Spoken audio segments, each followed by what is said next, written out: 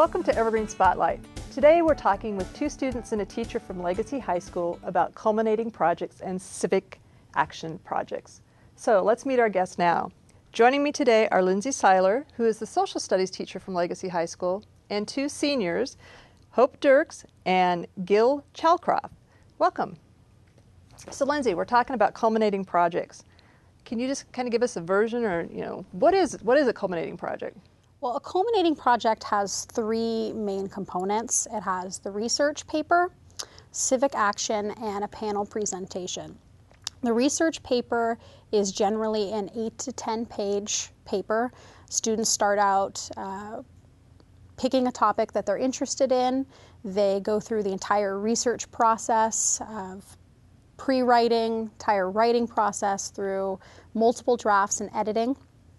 And then they take that into a civic action. Civic action is 15 hours of community service, generally. It also can be picking an organization that you're really interested in and doing something that involves a whole school, planning something like a food drive, or it can be creating something that goes along with your topic. So for example, a few years ago, I had a student who did their project on hydrogen as an alternative fuel source, and for their civic action, they built a hydrogen fuel cell. And they brought it into their panel presentation. And the panel presentation is generally an 8 to 10 minute presentation where students talk about their research project or their civic action or a combination of both. And they do it in front of members of the community and teachers. So how do you get these panels put together? Do you have to do that? Does the student do that? Or who brings these folks together?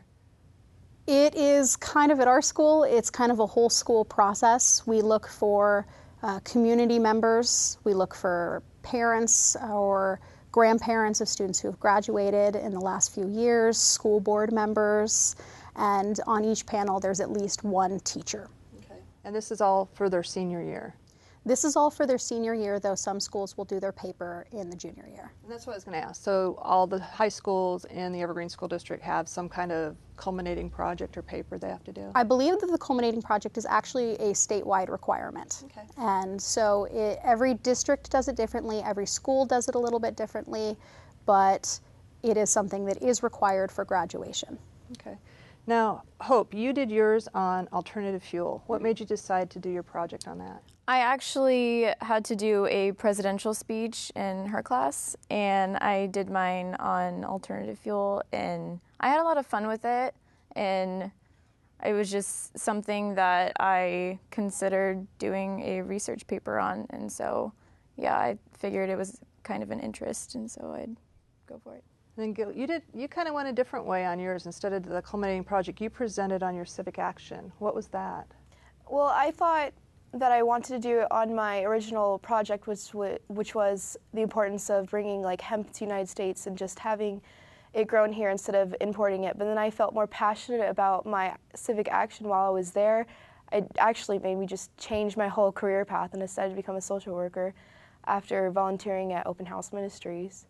So I thought I was just more passionate about that, and it's easier for me to present if I'm passionate about the actual subject. Okay, so Open House Ministries, what is that for folks who are watching and who may not know? It's a family homeless shelter. It takes in families and it houses them up to a year, and they have transitional housing after, which is apartment building where they pay very low rent every month, and it just helps them become really good citizens for Vancouver. And it just shows them a bunch of skills, and there's so much stuff that they do there, but it's a family homeless shelter that homes just families. It's not like a normal one where they just take one person. They care more about the family, and it's long term too. Okay, and what did you do when you were volunteering there? Well, it was a lot of cleaning. I'm not gonna lie, it was a lot of cleaning, but I also got to help organize a newsletter and send them out, which was really fun. I wish I had a copy to give you, but that's really all I got to do, but it took a long time because it's a big building. So I did a lot of cleaning, and I also took down donations and stuff. It was just a lot of extra, just little things, but it built up all of those hours, so yeah. All right. So Lindsay, back to you. One of the things that I've noticed with Legacy is you do these multi-genre projects. Can you explain what that is? Well, a multi-genre project is an alternative version of a research project. In the end, it probably takes more time and effort than it would to do just a traditional research paper. You end up probably, how many hours would you say you spent on your multi-genre project? I spent a whole year on mine. Like the whole school year, it took a long time for me to do it, but I couldn't tell you how many hours, but it took me a whole year to do it. It's very long. The process is very involved. It involves trying to come up with a topic that you're interested, hopefully passionate about. There's a lot of freedom in choosing a topic as long as it's a school appropriate topic. You know, everything from alternative energy to what does it take to start your own business. Why should we have bike lanes, you know, in cities? Anything that the student's interested in, they can take. And then they break down that topic into different pieces. How can I present this in a different way than just writing a paper that goes from, you know, one topic, has a thesis, and goes onwards. So they have to do an actual research paper as part of it. It's just a shortened version, and then they look at what are the other important things people need to know about this topic, and how can I present that in a way that's creative and interesting. Okay, so we have a video that we're going to look at some of the presentations you did, and then on the other side of that we'll talk a little more about your presentation. So. Okay. Open House Ministries. Open House Ministries is the place where I decided to do my civic action. At Open House Ministry, it's a homeless shelter, but it first started as Bible study in Esher Short Park. And then it was founded in 1985 because they decided that they noticed the growing homeless population, and they decided to do something about it. So they gave food and clothing to the homeless, and they realized while doing that most of the people that were homeless were actually mothers and children sleeping in their cars. They have 12-step programs. They also have anger management programs just to help people grow as human beings and help them become more positive and better members of the community. My future aspirations was to be a dentist, but now I've decided that I want to be a social worker, that I can do more good being a social worker and helping people, and it would just be a perfect thing for me.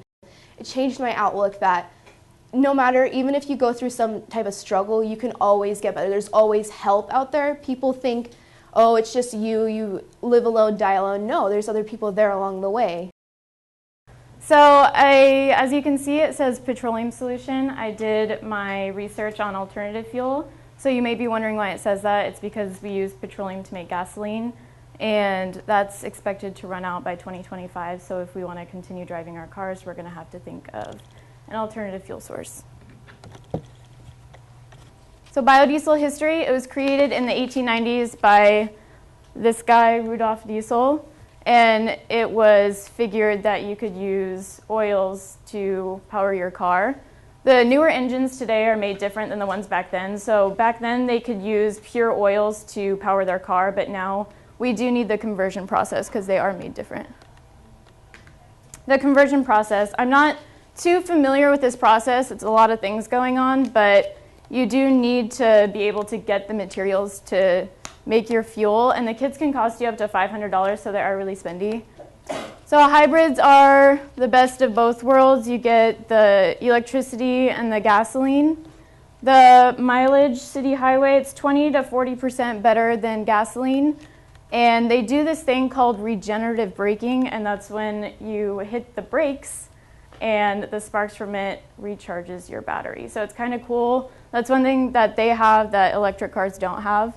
And the average cost for these are $23,000 to $35,000, so they are pretty spendy as well.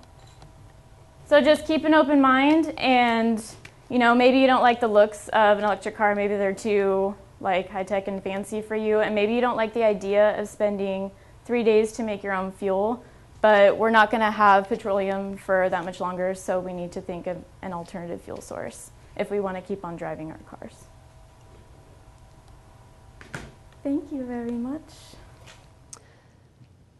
So in the video, we saw both of you doing part of your presentation. How do you think it went, and if you had to do it over again, would you do anything differently? I think it went really well, considering how nervous I was. Sometimes when I get nervous, I talk louder, so I think that really helps. And, if I had to do it again, I would say I would talk slower and calm myself and try to get more details in than I did last time. What about you, Gail? Yeah, I would have to say slow down. I think I made pretty good eye contact, but I was just talking really fast because I was nervous, but I got my point across. And I'm pretty proud of myself for presenting, but just slowing down my words and using less casual words like cool and things like that. The panels, what's some of the things that they talk to you about after your presentation? Is it constructive criticism, or do they just give you a grade, or how does that work? And I'll go to you, Gil. Well, they tell you what you did well and what you can improve on, but they also give you your grade. They really talk to you and explain to you how you did, so you can use that later in life and do better if you ever have to present in a job or something. So it's really a lot of constructive criticism. And Hope, we had talked earlier about the folks that were judging your projects being community members and things like that. Is it hard to get up in front of people you don't know? I know you practiced with your classmates. Talk a little bit about that. Which was more difficult for you? I would say because it was the actual presentation, make it or break it, that was really, that made me nervous going up there. And, but other than that, I would say for me, it's really hard to go up in front of your class members. And, like I said, friends, I think that going in front of, people that you hang out with, for me, it's a lot harder. But, I really had fun with my presentation when I went up there, and I had been practicing a lot. So, I was really, I knew my topic. So, you have to tell yourself, I know my topic. You just have to teach it to everybody else, and then, you could just have fun with it. So I know they talk a little bit about if you make eye contact and your actual PowerPoint presentation. What are some of the other things they talk to you about? Other than eye contact? Mm-hmm. I would say being loud and clear and, talking slow and making sure that you're getting your point across, not just speeding through everything. What was the most challenging part of the whole thing for you, Gail? It would probably be putting my experience at the homeless shelter and how I felt and what I saw into an actual PowerPoint, because it's really hard to see the things there and then put it into a PowerPoint and hope that other people understand what you saw. For me, because I saw many different things, and it was really hard to explain how I felt while seeing it, and that was a big part of my project. So it was just really hard putting that in. And then Hope, now you did alternative fuels. As you did your presentation and prepared for it, what surprised you about the process, and what surprised you about your topic? What surprised me about my topic is I didn't know anything really going into it. I did the presidential speech in a class previously, but that was me talking about beer and algae as a form and just being really uppity about it in my speech. But with this, I was more serious about it, and it was, more of like a call to action paper. And so, I learned a lot about petroleum and, different fuels and things that I just didn't even recognize and open my eyes to until I started doing the project. And, as I was doing the project, I realized that I, never really fully prepared myself on doing PowerPoints or presenting, and the little things like, not putting a lot of words on your PowerPoint, but putting just enough to where you and other people can follow along. If anything happens, just keeping you on cue. It's the little things that I learned as I was doing it that really, really helped me. And both of you are planning on going to Clark College next year. So what from this experience is going to help you as you move into your college career? I would say just being organized and deadlines. I mean, this whole thing, I just had to keep each deadline in mind and just focus really on one thing at a time. And, it was really all about getting everything done and making sure that it was perfect and turning it in on time. And I think that being able to do that is really going to help me, with going to college and, getting more jobs in the future when I'm older. I think it's really going to help. So as the teacher, what's the growth you see from the beginning of the school year to now in regards to their projects? Oh, it's amazing. One of the great things about our school and how we do things is we have a much smaller group of students, and we get to know them very well. I've had both of these girls in classes, multiple classes over the years, and because I have a much smaller classroom, I'm able to work one-on-one with students in a way I would not be able to do elsewhere. So I can go through a multiple draft process, and just in the process of working with Hope on her paper, there was amazing growth in her writing style and working, you know, she was able to catch things that she hadn't been able to do before. And the process of going from a presentation where the first time they practice it, it's a 2-minute long, you know, presentation, and all the students have a lot of notes to, wow, that was amazing, I learned so much. And when they go in the panel and hearing all of the positive comments from community members is very rewarding as a teacher, as I'm sure it is for them. Well, I want to thank the three of you for joining me today and wish you the best of luck as you go off into Clark College. Thank you. Thanks.